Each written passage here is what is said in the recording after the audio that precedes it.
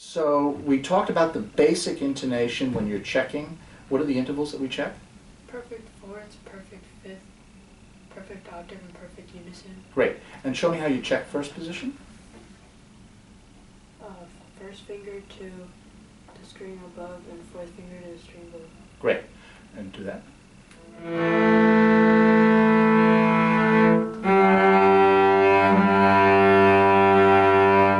All right.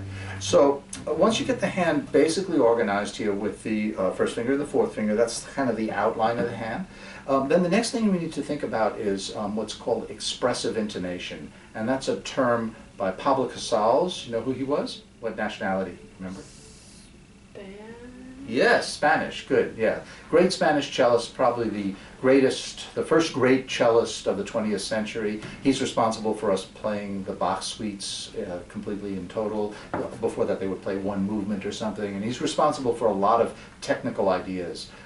Wonderful cellist, wonderful humanitarian also, Pablo Casals. And he came up with this idea called expressive intonation. And what that means is that on the piano, when you're playing the piano, all of the half steps are equal. They're all the same. But on the cello, we can be expressive just by bending the pitch a little bit.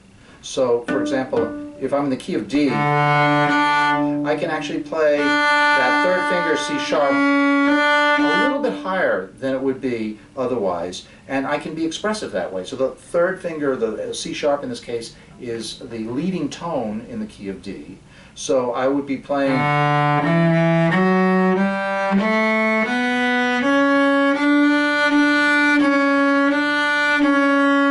it's a little higher. And basically what we're going to do is we want our hand to be more in this shape, where you have a little bit more space between the second and third finger often, you know. So it's not like this. Our two fingers here are actually on the same tendon.